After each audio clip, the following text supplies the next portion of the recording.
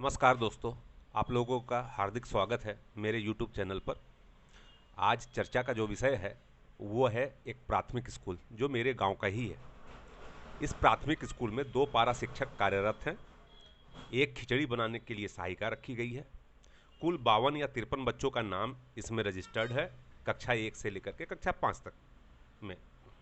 सभी बच्चों को अक्सर देखा गया है कि एक ही जगह पर बैठा करके एक पारा शिक्षक पढ़ा रहा होता है और दूसरा किसी न किसी बहाने या ऑफिस के काम से या खिचड़ी की व्यवस्था के काम से बाहर गया हुआ होता है।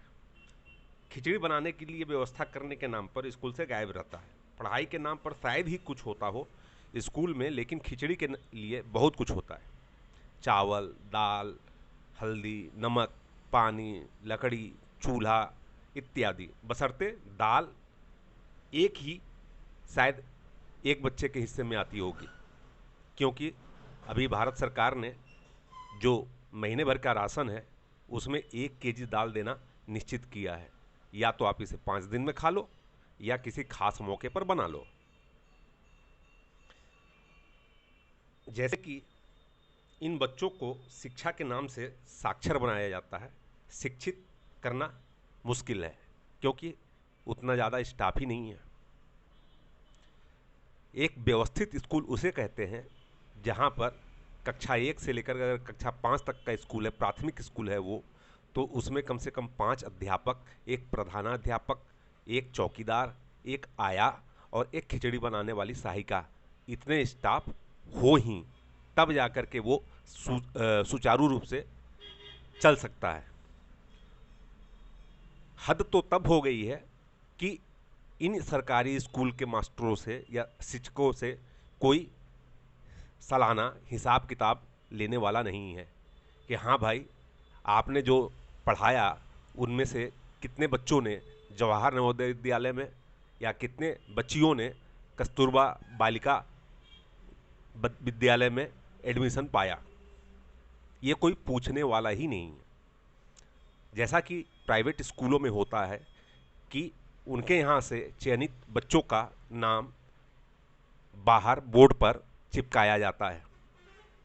वो उनके प्रचार का एक माध्यम होता है कि हम इतनी अच्छी शिक्षा देते हैं बच्चों को कि हमारे यहाँ से बच्चे जवाहर नवोदय विद्यालय, कस्तूरबा गांधी बालिका विद्यालय तथा नेतरहाट सैनिक स्कूल या अन्य दूसरे बड़े बड़े स्कूलों में एडमिशन के लिए चयनित होते हैं। ऐसा सरकारी स्कूलों में नहीं होता है। ये एक बहुत बड़ा सवाल है जो हम लोगों को भी अपने आप से पूछना चाहिए कि ऐसा क्यों नहीं होता है, या दबाव बनाना चाहिए गवर्नमेंट पे कि ऐसा क्यों नहीं हो पा रहा है। अगर आप ऐसा नहीं करते हैं तो आप कैसे ये आशा करते हैं कि हमारे यहाँ के दलित, पिछड़े, आदिवासी, आर्थिक रूप से कमज़ोर लोगों के बच्चों का विकास हो पाएगा। गवर्नमेंट इन्हें आज 700 साल तक भी अगर आरक्षण का लाभ देती रहे तो भी विकास असंभव है। विकास हो रहा है, लेकिन वो जिस गति से हो रहा है उससे 700 साल से भी ऊपर लग जाएगा इन लोगों को ऊपर आने में।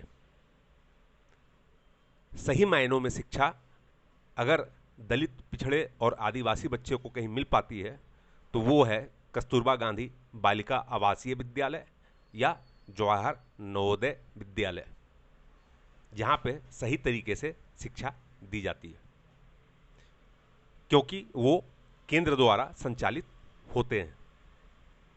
राज्य सरकारें शिक्षा व्यवस्था पर बिल्कुल ही ध्यान नहीं दे रही हैं, तो हम लोगों को इसके लिए आवाज़ उठाने की ज़रूरत है।